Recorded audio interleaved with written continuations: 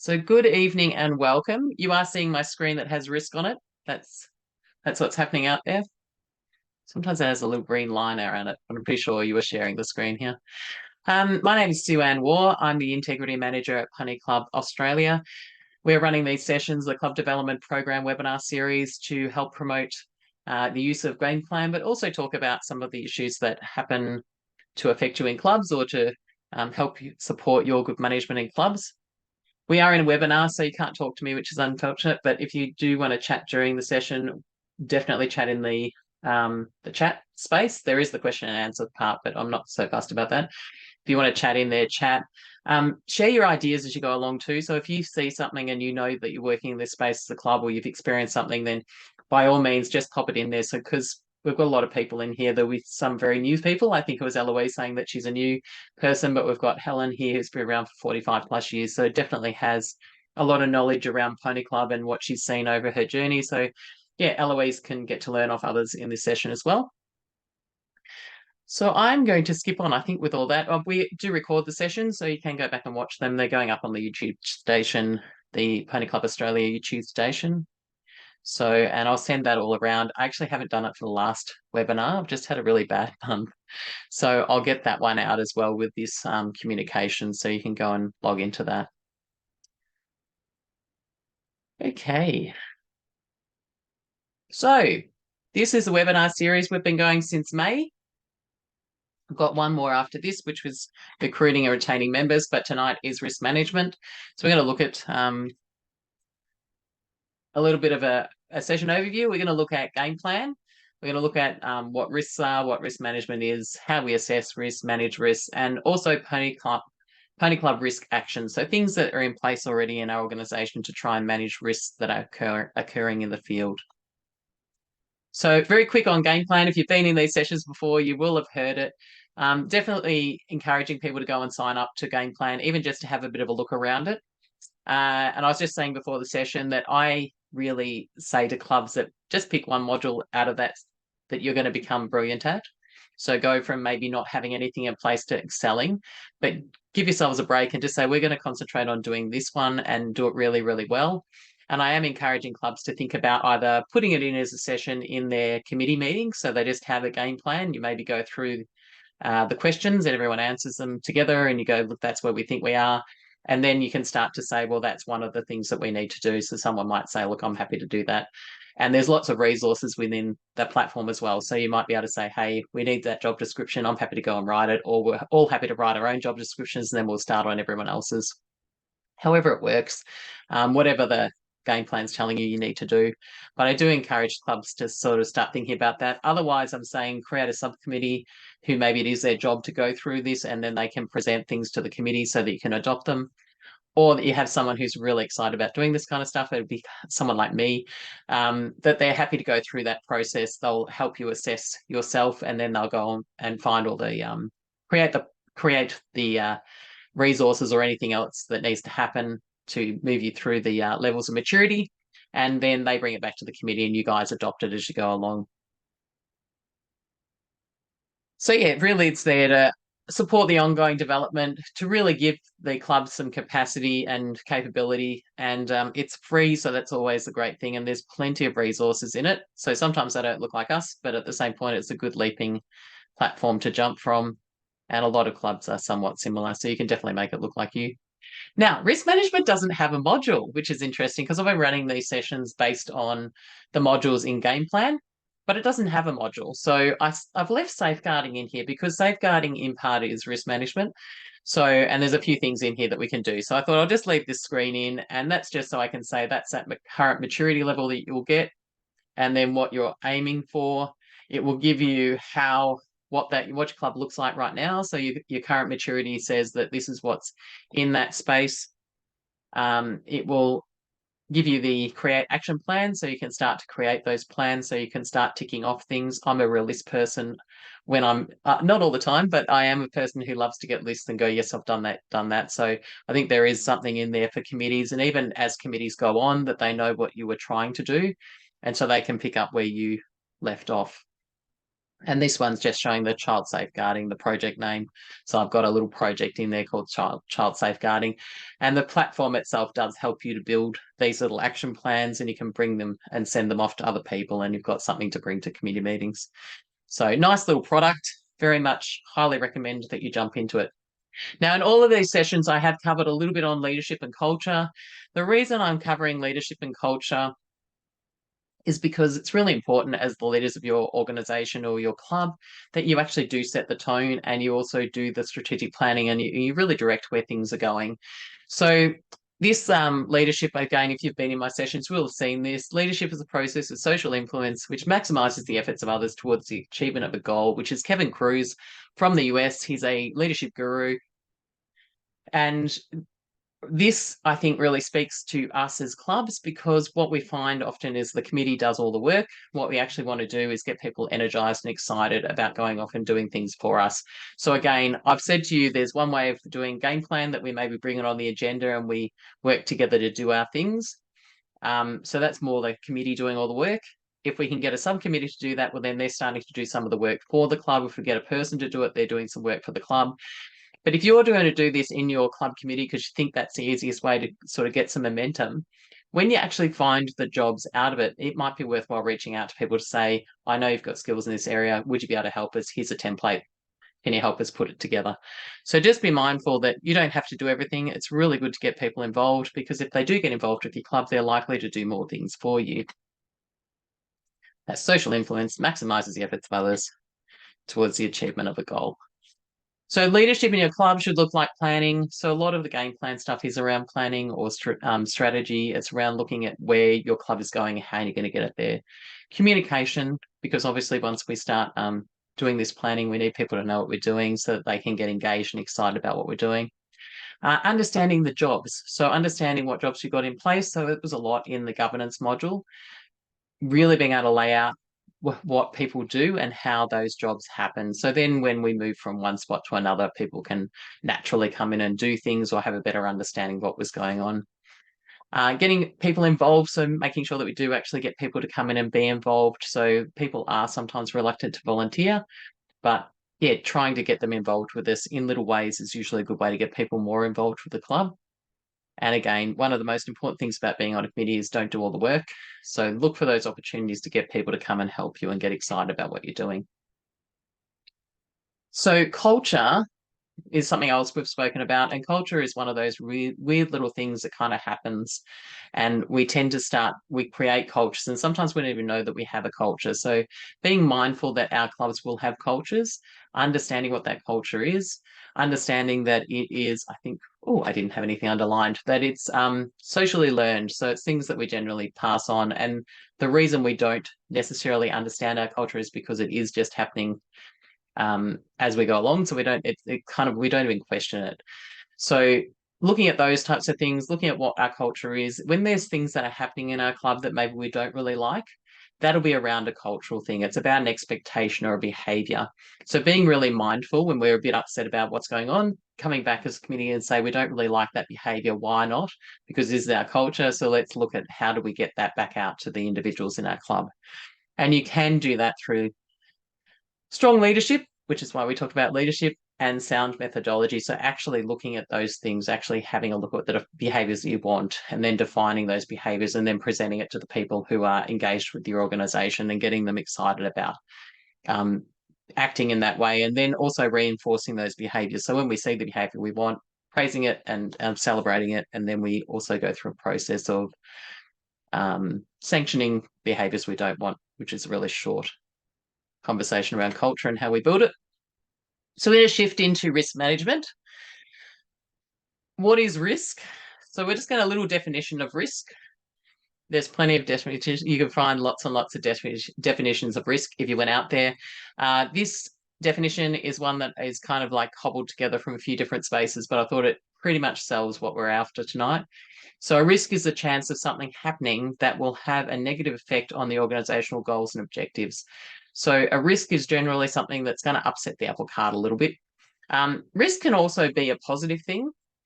You can actually have a risk that you're going to take because it's going to gain you something, but often we think of risk in that way, that it's going to negatively affect what we want to do. or what we're trying to achieve. So what is risk management? Risk management is the process of identifying risks, assessing those risks, controlling and mitigating risks. So that's when we're putting in actions um, to stop something from happening or to reduce the opportunity for it to happen or the impact it's going to have. Implementing controls and monitoring those controls. So actually having some controls in place so we know and making sure that those controls are working. And so review and update controls and monitoring. So that's kind of like your plan so that we actually go through a process of saying, is how we're going with that? Have we reduced it? If we haven't reduced it, then changing the controls, those types of things. So this is we probably won't spend a lot on formal risk management. We are going to look at the basis of it. So identifying risks, you could probably even pop into the chat if you want to, the types of risks you already know exist at your club. So you probably already know things that are happening, but you don't necessarily formally write them down, unless you want to tell me that you are risk managing it in your clubs, formally risk management. That's great. If you're not, then that's fine too. But things that you might identify are things like loss of participants. So that's probably one that's major on people's minds, that we're not quite getting the members back into our clubs. Loss of volunteers, people who aren't coming back, or that we just can't get volunteers. Or apparently a double L club funds being misused, which is also probably misspelled. But misuse of funds is a really important one, and it's probably something that's being a little bit mitigated by the use of online payments. Volunteer numbers, yes, Marie. Not having enough money to run the club. So one of the major things about being on your board is to ensure that you do not trade insolvent as a club. So understanding where the finances are at is quite an important thing as being a committee or board member. Damaged equipment, so physical type of risks, broken jumps, exposed electricals, these types of things. Child abuse within your club is a risk. Injury due to unqualified coaches. So there is a truckload of risks. If you sat here, you could probably give me lots and lots of things that you think might stop you from doing what you want to do as a club. So stop you achieving what you're actually trying to achieve or cause harm to someone. So that's very briefly. If you sat down in your club, you could probably list a whole heap of things that are likely risks for your club. And a lot of them would probably go across all the clubs in Australia. You'd probably find a very long list of things that would actually affect every club. Classifying risks. So you can classify risks. So if it helps you when you're working these things to come back and say, well, I can actually group these things because they're governance risks. So that might be that we don't know what the jobs are, or we don't have people for the jobs, or that we haven't run a proper AGM. Those are all governance risks. Compliance risks might be that we haven't done our annual statement, or that there's a chance we won't do our annual statement. There are kind of risks that exist in there. Financial, we've already had a bit of a look at. Participation might be looking at those participation risks that might include obviously loss of membership, but maybe just people not being engaged in your program. Those types of things will come into there. Physical risks are around your physical environment, so whether it be equipment or those types of things. Safeguarding, we'd like to have in a risk register somewhere just to highlight the fact that our safeguarding issues are important. So that's around child safeguarding, but also member protection. A reputational risk might be a classification. You might stick it into classifying your risks. So you're not really bound by any risk classification. There's no standard format of what you need. As a club, you might look at it and say it actually makes sense for us to put it this way. It might just become if you had this on a spreadsheet, because that's often what we'll do, it might just become something that helps you sort your list based on different criteria.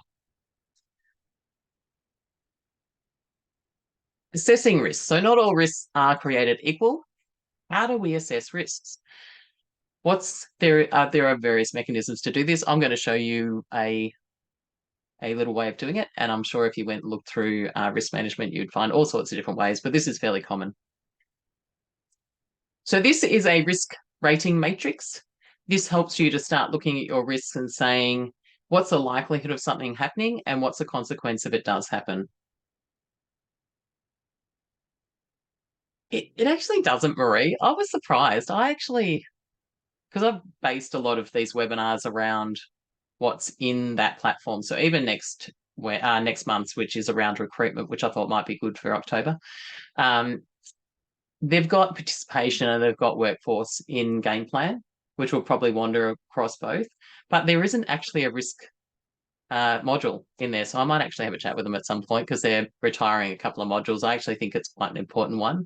And I think it's something that would give clubs a lot of confidence to know that they've at least touched on these things in a way that makes it easy to understand it or easy to know why they've got certain things in place. So, yeah, but I will put up this risk matrix. I've been creating or trying to create Club Source, which I'm sort of hoping to have a bit more of a national resource for clubs so that we just point everyone just goes there, and so we can build that as a national group. So I will end up putting these up there. I've got a few matrices. They've got this matrix, and I've also got a like a spreadsheet that you can use. So I'll pop those up in hopefully the next month or so, and I'll send those out as well. So just keep popping into that space. Yeah, I'm hoping it's a good resource for clubs because I know there's lots of resources out there. So I think if we hub as a nation and even as clubs and zones, because I know people build things as they come in. So if we just sort of try and put them all into one easy to get to space, we could probably have some really great resources. So if you know of anything or you've got anything, I'm keen for your work. But anyway, so getting back to the risk matrix, when we're looking at those risks, asking yourself, what's the likelihood of this happening? So if there's a risk and it's like, wow, it's probably unlikely to happen and the significance of it will be minor, then it's going to sit in that low category. So in terms of if we're trying to manage our risks, anything that's low, we might say, look, we maybe don't quite know how to control that risk, but it's probably unlikely to happen. And if it does happen, it's not really going to affect us greatly. So in the whole scheme of us trying to manage risks, we're going to push ourselves more into the extreme and high categories and maybe even to significant to try and get our risks down before we start looking at risks that are less catastrophic for us or are going to have a lesser impact on what we're doing. So this is the action required for different ratings. This is just a little thing to help you as a club start looking at where you might be. So obviously if a rating comes up that it's extreme, that you really want to try and modify the threat, the frequency or consequence to reduce the risk rating to significant or lower. So that sort of gives you that idea that how do we work these things down? So that's where we're going to spend our energy. And this is a little bit like what we're saying with game plan. Like, don't try and do everything all at the same time because that's overwhelming. Just look at the things that we can fix, that we can say, bang, done. We've got that under control. So risk management's a bit the same as well. When we go through and we find what we need to do, we go, that's a really important one. We'll do that. But the lower ones we're just going to eventually get down to once we've controlled these risks. So that's the process. And as I say, this is formal risk management process, but we will pop it up there for anyone who is going in that direction. So let's put it in action. So the risk in this case is that the treasurer takes off with the club funds. What does this look like as a risk? If we identify this as a risk, I've got my little cursor down there, that we might say, well, that's pretty serious. It's not catastrophic because we probably can get back, but it's pretty serious. It might be catastrophic. So this will depend on your club as well. If they take off with the funds and there's absolutely nothing left and you've got bills owing everywhere, then it will be catastrophic. It might be major. So depending on what your club is, in this case, we're going to say it's serious. It's possible. It's not unlikely to happen. It's a possibility that people may take off with your money. So that puts us in as this is a significant risk. So in terms of what we had before, significant says that we should modify the threat, frequency or consequence to ensure that the risk rating is reduced to moderate or low. Where the risk rating cannot be reduced to moderate or low, action shall be taken to minimize the risk as far as reasonably practical. So potentially we can put in some actions that are going to help reduce the chance that someone will disappear with our money. And that's called controlling and mitigating the risk. So this is a kind of simple risk management plan. Again, I'll try and put these up.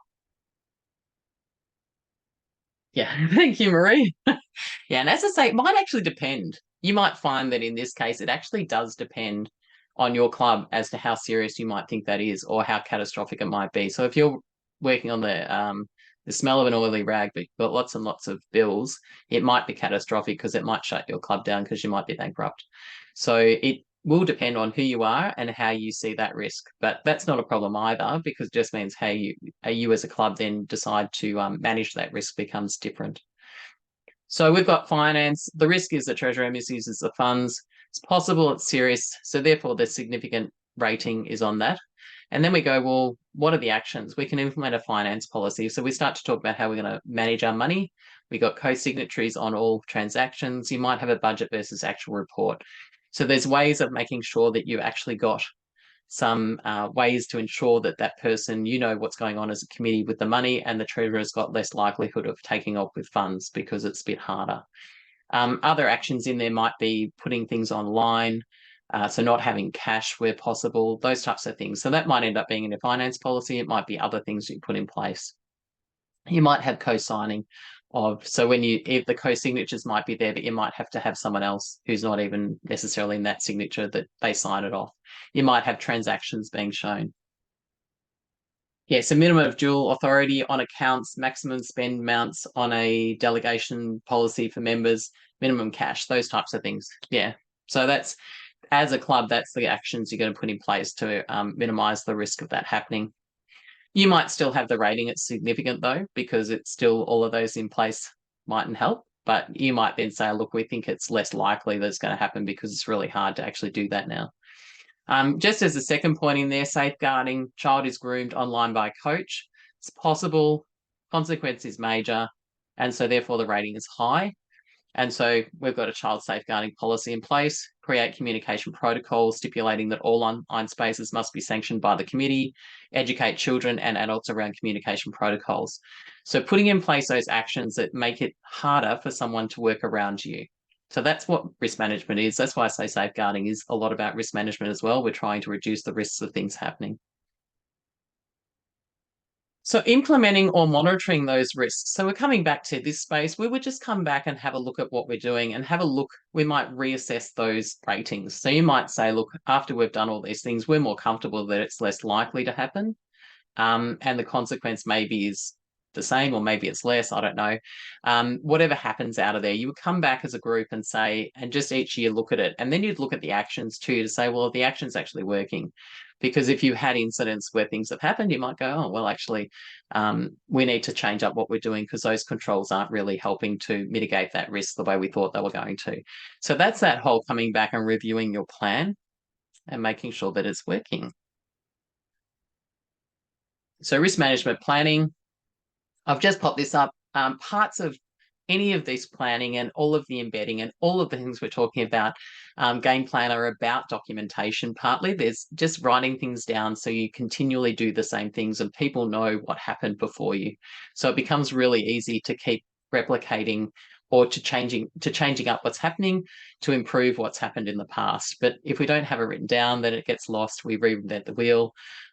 We scramble. Things work while they work, but then when they're not working, things fall apart. So things like risk management policy means that you can articulate what your position is for risk management, how you go about doing it, when it happens.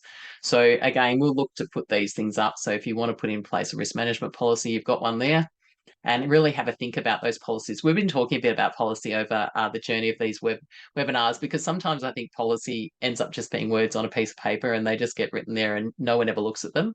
Being able to actually look at those policies and saying, what is that policy directing me to do? What's the actions out of that policy? That's the most important thing about having policy. So if we've got it, it's great, but actually going and referring to it and saying, are we living that policy? Are we actually doing that behavior? Are we actually embedding the practices that have got written there, defining the expectations of what you want and showing the commitment that you're actually after? That's sort of what policy is doing for you. So it's usually a first step. Write down what it is that you want.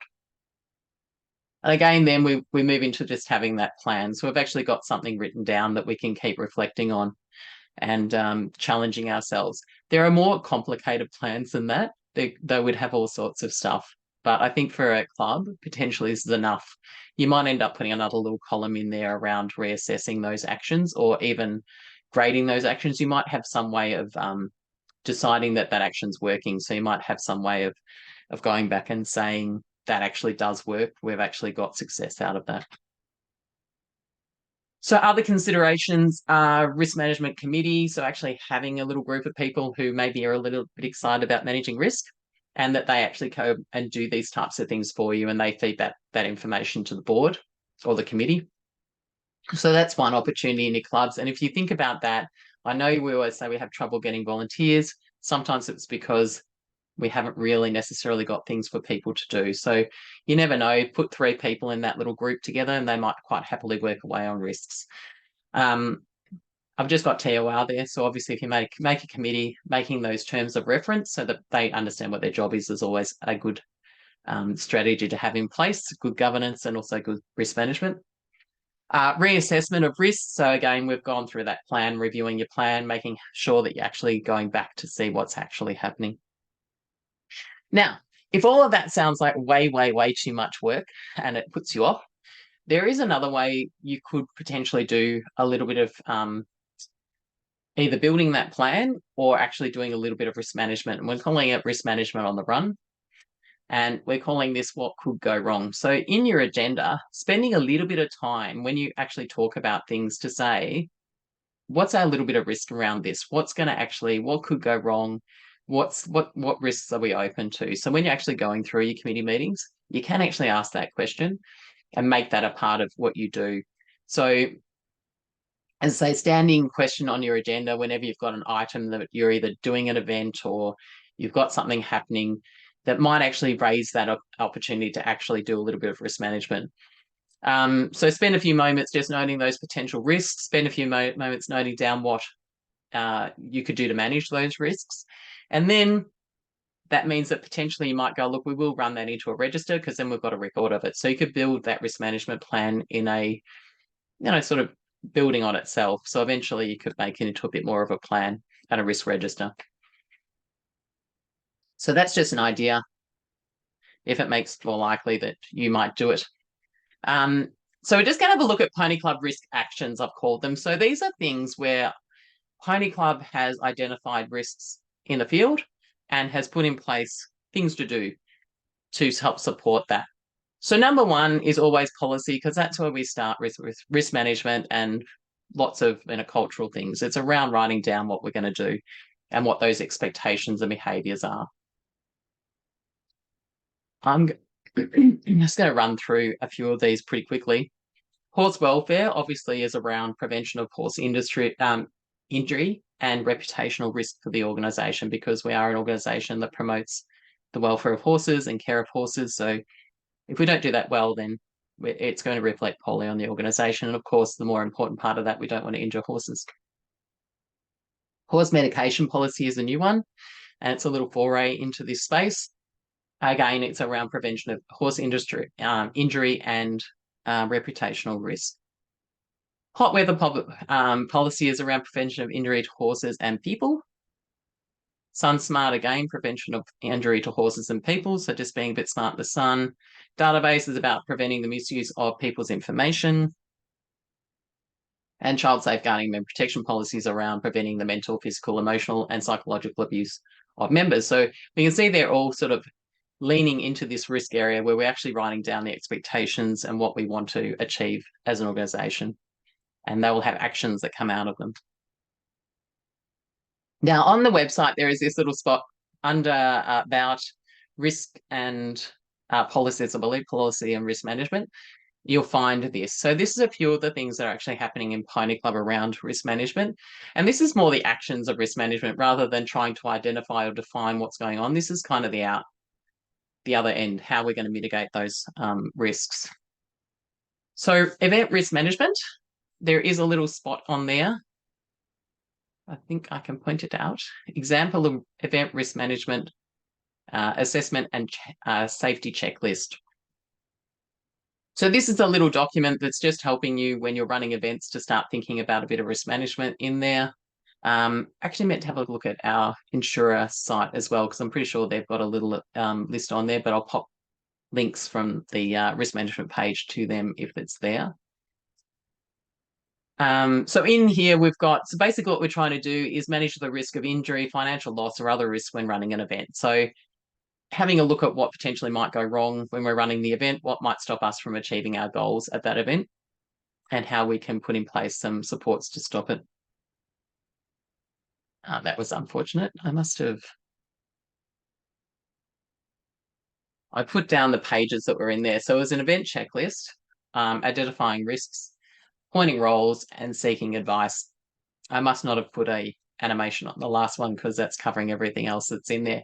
But you can pop in and have a look at that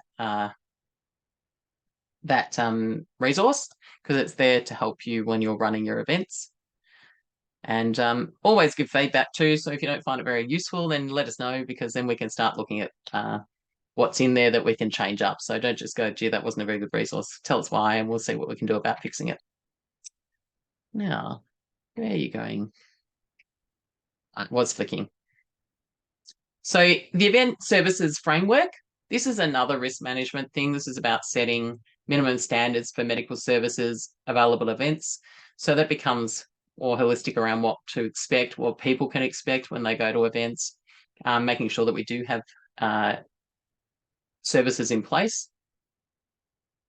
So yeah, we are addressing risks through doing that as well. So that's like an action that's been created, because depending on how we were moving, maybe there wasn't enough, or there wasn't enough medical there, and I just don't know what I have done. So that's what that document looks like: mandatory, recommended, base level, and it's got some parameters around what you should be doing. So if you haven't seen it, go and pop onto the website and have a look. There is also a form there. If you look at it and go, we really can't do that for these reasons, then your medical standards for activities and events, variation consent application you can write, and it will land at your state, and they can say, yes, that sounds fine, we can understand your reasoning, or no, we need you to up the ante on what you're providing at that event. I think the important thing to note, to think about this one, it is really about providing a safe environment. So looking at what's suitable for the event, and to make sure we've got stuff in place if things happen. And again, it is that what can go wrong question. So incident reports. This is I think I put that one on first. Yes. So this is a little flyer. I'd highly recommend to pop this around your club if you haven't got it at club rooms, or you've got a spot at your club rooms, because that might be the other challenge, or to communicate it at some point across your network, across your membership. The incident reporting form does a lot of things. It records what goes on. So I've just said managing injury through reporting, recording, and increasing the organisation's ability to address potential injury risks. So this is helping the organisation on many, many levels. It means that we do have a record, because sometimes insurance claims can happen 7 years after they occurred. So it does mean that a committee who maybe was in place at the time, who isn't there now, and you're there, you're going to have a record to be able to actually get a record of what actually happened, and you're going to know who you can talk to about it as well. So that's a really important thing for clubs to be doing. Even the near misses, because that gives the organisation a little bit of feedback about what's actually happening in the field. So we can start to look at where things might be happening that we can address as an organisation, to say, well, can we actually reduce the risk of something, an injury happening, or something else actually happening in that space? So analysing those potential risks, being able to actually have a look and see what's actually causing a problem. And then, of course, does help with the recollections of events with in insurance. And that's a really important thing, because you might think you're going to remember even 6 months later, but you won't. So this is what the form looks like. You can get to it off that little Scan Me. So that's why I say put it up at your club. Have a bit of a think about even who fills this form out. So whether it's the instructor, or anyone who has a problem, or whatever is happening. So have a little bit of a think about how you actually use this. If you're not using it, I don't know if anyone wants to pop in there whether you've seen it, you know that it exists. That'd be great too. But yeah, I do, that little post is a really good one to print off. And yeah, that process there is a really good one for the organisation. First aid checklist, there's a little thing that's in there, and in part this is a risk management thing. It's about saying that you've got a first aid kit that can be useful, and it's broken up into equine and human. So being able to actually have these kits there, but what might actually happen out of this too, because obviously that's an action. Having the first aid kits is a great risk management strategy. So we've got some instant first aid. Knowing where the kit is might be really important, letting everyone else know where the kit is, and also having a person who makes sure that it's restocked, and potentially even managing the risks of that's a financial thing. How are we actually going to make sure that we continue to be able to stock our first aid? So they're all things that you might be thinking about in that space. Concussion policy. This is another one. As I say, we do flick back into policy. Policy is about writing down what we expect and the reasons that we do things. So this one is definitely managing the long-term risk of injury through head injury. And we hear a lot about that through the AFL. There's lots and lots of talk about sustained injury or long-term injury from concussion. So being very mindful that this policy is about trying to reduce what's going to happen potentially to someone who gets a couple of concussions in a row, or even just one concussion, because we don't know how these types of things affect one person. So the policy helps you to recognise concussion. So there's a little bit of a implementation procedure, so you know how to actually implement that policy, but it also helps you to recognise concussion. So if you're out in the field and you do see any of what's being displayed, you can have confidence to do that. Obviously, we've got first aid in place. That would be the person who's got those skills. Incident reporting. So going back to an incident report, make sure that you're reporting the concussion event or potential concussion event, and then that we do actually as an organisation adhere to those 21 days suspension periods. So some people would argue that even 21 days is not long enough. People should be waiting until a professional has said they're fine to do X, Y, and Z. Obviously, again, if we go back to the AFL, there's massive conversations in and around what's happening in this space for AFL, when people should come back, whether the period of time that gets served is long enough, all of those types of things. So more into our things that we do. This is screening is a risk management tool for us. It's an action. So it's ensuring appropriate people are utilised to work with children at Pony Club in a paid or voluntary capacity. So people who are working with children, we're actually eliminating people who are not appropriate.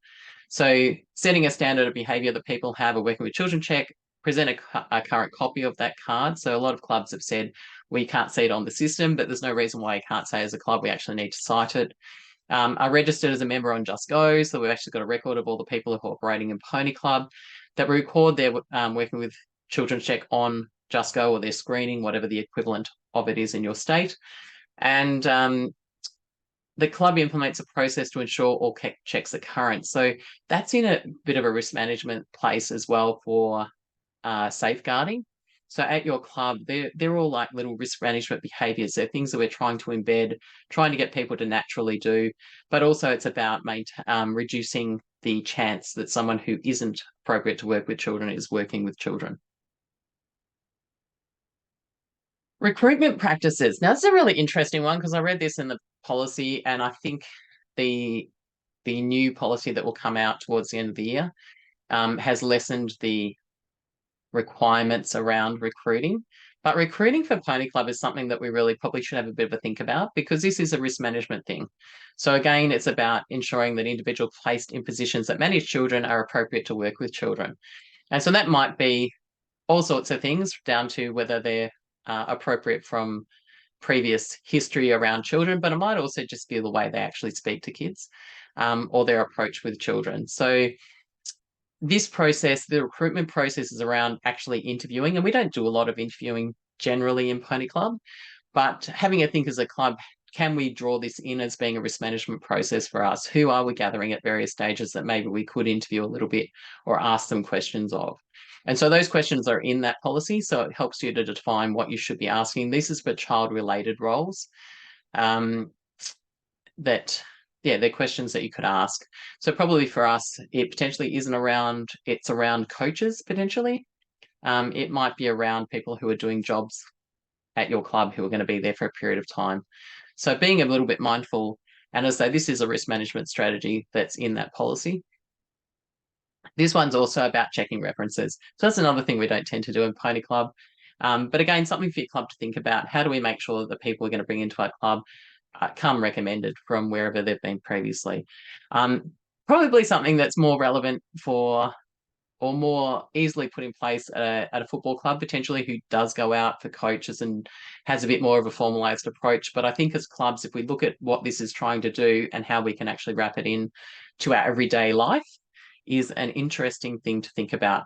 I've also said down the bottom, think about coaches, photographers, maintenance people. So anyone that you've got doing a job at the club on a regular basis. This is another one that I've been putting out there quite a lot. I really want people to jump in and do this course. The reason I want them to do the course is it is around risk management. It's about making sure that clubs and committees and coaches are aware of what's in the policy, because that's what this course is teaching you. It teaches about child safeguarding policy and also the practicalities or practical situations around implementing that policy. So it's to skill our workforce, it's to skill the people who are out running clubs and also working directly with children. I also say you should promote this to parents and guardians so that they are aware of what expectations of the club are and expectations of coaches and anyone else who's working with their children. So there's no reason why people can't jump in and have a bit of a look at this, because it does sort of give you a good round view of what child safeguarding is all about and what the expectations should be of people. So again, the risk is ensuring those who are managing or working with children understand their responsibilities under the policy. So making sure that they're aware of what's going to happen. And it means that you as a committee are doing, that's a little risk management action that you're putting in place an induction process or a little bit of training. So that's all around risk management as well. I'll pop this one in because I thought, I have a little bit of a stretch. It's probably not a bad one for clubs to be thinking about. Trying to get a member protection information officer at your club, someone who is across policy, is across complaints, is across what's in the organisation. So someone who people can go to and get their information from. So enabling your members to gain access to information easily regarding their concerns, complaints, or questions. So part of that risk might be around the fact that people don't feel comfortable to come and talk to people about things that are concerning or worrying them. So that's probably building capacity in our clubs. And as I say, it is building capacity, having someone who's really on top of this information. But gives your members confidence in your organisation, in your club, so that they know they can come and talk to someone, or they can understand how the organisation's running and what's actually happening in there. So in part, that I thought I'll leave it in there, because I think it is an action you might come up with, because you might have that people leave because they don't know how to complain, or they're uncomfortable and they don't know who to talk to. So having a member protection information officer might help them to understand that they've got someone to go to, so that might help settle them down. Now, resources. This is a little space I'm trying to grow on our website. So it will grow over a period of time. It'll probably become a bit prettier, I think. But at the moment, it's just trying to serve a bit of a purpose, so it can actually channel what we've already got as an organisation into the space, but also build what else is not there. You'll notice there's a risk management button. That little risk management button will take you back to the first screen I showed you. But over the next month, I'll try and build that into more of the matrix that we saw, the plan, policies, those types of things we talked about tonight. So that's all in there. And as I say, for other resources, that's where I'm trying to build them. There's a little bit in governance at the moment. There's a few more things to go in there. So session takeaways. We're doing quite well tonight. I've got 45 minutes, so I might be able to release you early. Knowing the association's policies, I'm very big at the moment on trying to streamline our policies so that there's one policy and we get to talk about one policy and we can all learn one policy, so we can get really good on one policy and we know that we're doing things and we can support each other from national through to club. So knowing the association's policies and looking at where you're sitting in those and whether they fit you. Think about how your club currently manages risk. So what are you doing? Are you doing anything in that space? Are you not doing stuff, or you think you sort of have to do stuff? But just having a bit of a think about what your club's currently doing to manage its risks. Think about how your club might want to manage its risks. So what does it want to do into the future? Does it want to be a bit more formal? Does it want to have that subcommittee? Do you want to try and find someone who'll be a risk management person? Is there something you can do in this space that will make you feel a bit more comfortable that you're actually doing a little bit to manage the risks at your club? Again, that wonderful question, what is the capacity of a club to manage risk? So obviously you still need to manage risks, and you will be doing this probably in a little bit of an ad hoc way. And by saying, well, how can you do it? Is there a person? Is it through your committee? Do you have space? How is it? How might it happen in a club? So just having a bit of a think about all those types of things. Can the club incorporate that risk management into its everyday running? So when you're actually having your meetings, do you start to really jot down things from there so you can start to build a bit more of a plan? So without having to sit down and try and think about everything, it will naturally grow. So maybe that's something else you could do. Utilize the Pony Club risk actions. So things that are actually out there already that are being built to manage various risks. Make sure that you get on top of them and actually use them. Register your club in game plan. Massive push for game plan. I do want people to get in there and have a bit of a cruise around. If you're having trouble getting in, by the way, just let me know, because I'll flick you in the right direction and try and get people to help you out. Keep a spot on your club agenda to address one module is my little thing about game plan, making sure that it's either on your agenda or a subcommittee, or you have a bit of a think about how you might push your move the organisation, move your club through that process of game plan. Game plan, that's the welcome portal. I've got it in the club source space at the moment under a little button, and I do actually want to create a bit more of a page so we can talk about game plan, so you've got a little bit more knowledge before you get to this page where it says sign up. But don't let that put you off. They do actually have some information on their own page. Again, just looking at that module, this is what it looks like, and this one's the safeguarding page that I popped in there. And now we're at the end. That's the end of risk management. I hope you enjoyed it. I hope you got something out of it. Definitely give me some feedback. In fact, I'm going to get logged me out. Hang on. If you will, I'm just going to pop in the chat.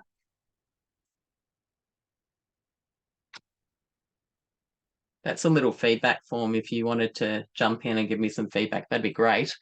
I think if it's going to work. Happy? And next month, we'll be recruiting and retaining members. So we'll start to look at some strategies you can put in place to try and get people to come in and be a part of your club. I find that this one's a really good one because it sort of opens people's eyes a little bit to maybe what they are doing or not doing.